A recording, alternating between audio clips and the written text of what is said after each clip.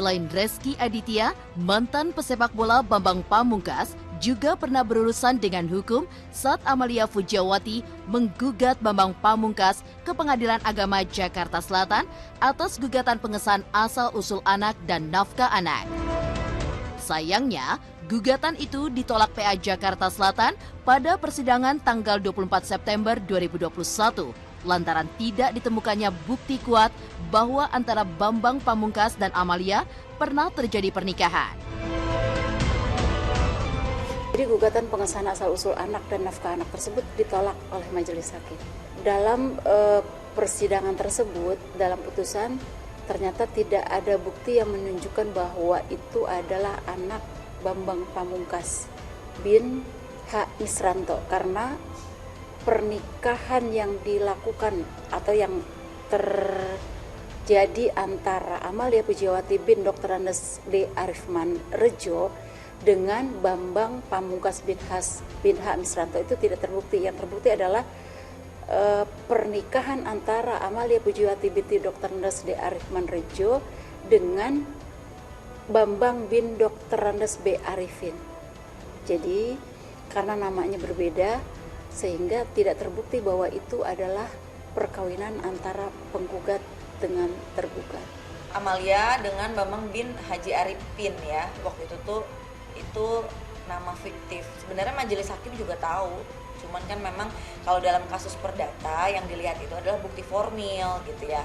Nah, produk hukum isbat nikah itulah bukti formilnya. Jadi kami sebenarnya sudah menebak gitu, itu akan seperti itu. Cuman alasan-alasan hakim lain yang tertulis di hasil putusan itu yang lucu-lucunya tuh seperti itu. Putusan saya udah nebak. Jadi sebenarnya kalau kecewa karena hasil putusannya tuh enggak ya kan, maksudnya karena udah ketebak karena ada terganjal produk hukum isbat nikah palsu ini nih. Tapi alasan-alasan hakim itu loh yang membuat saya akhirnya jadi oh hakimnya seperti ini ya, padahal dalam persidangan dia tahu persis, lihat bukti foto, lihat bukti video, lihat bukti segala macam di situ. Tapi di surat putusan hakim menyatakan bahwa tidak terbukti ada pernikahan dengan Amalia dan Bambang Pamungkas katanya. Kenapa? Karena tergugat Bambang Pamungkas tidak mengakui adanya pernikahan. Ya sekarang mana ada maling ngaku gitu. Tapi itu yang disampaikan hakim. Nah, itu yang bikin saya kecewa. Intinya tidak terbukti. Yang pertama tidak terbukti adanya perkawinan antara penggugat dengan tergugat, yaitu antara Amalia Fujiawati dengan Bambang Pamungkas. Itu tidak terbukti kalau berdasarkan pertimbangan dari majelis hakim. Selain tidak terbukti pernikahan, tidak juga terbukti ada hubungan antara Bambang Pamungkas dengan anak yang dipintakan hak asuh.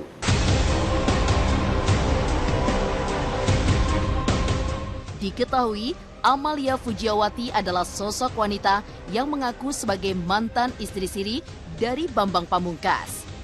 Pasca melahirkan sang buah hati dari pernikahan yang diakui dilakukan dengan Bambang Pamungkas, Amalia Fujiawati langsung meminta pengakuan dari pesepak bola. Sebelumnya, Amalia mengakui kalau ia telah melakukan pernikahan secara siri dengan Bambang Pamungkas pada Mei 2018.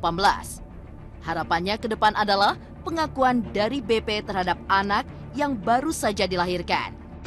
Diduga tidak juga diakui oleh BP, Amalia pun mengajukan tes DNA yang ternyata juga ditolak oleh Hakim PA Jakarta Selatan. Bukti yang diajukan oleh penggugat tersebut di dalam persidangan ternyata tidak ada bukti tentang tes DNA anak tersebut. Tidak ada bukti DNA antara Anjani dengan bapaknya katanya. Dia nyampein kalau tidak ada pengajuan tes DNA gitu. Padahal jelas-jelas kami mengajukan tes DNA dan ditolak oleh majelis hakim tes DNA tersebut gitu. Tapi di situ Pak Hakim menulis bahwa tidak ada tes DNA karena kita tidak mengajukan seperti itu. Kepada Mas Bambang Pamungkas juga kepada lawyernya Z Hasanul telah memenangkan perkara ini gitu kan, dan juga kepada majelis hakim yang sudah mensupport Mas Bambang juga dengan pengacaranya saya ucapkan selamat.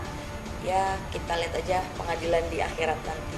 Bang BP sudah tahu, ya dia bersyukur aja bahwa permasalahan sudah selesai gitu.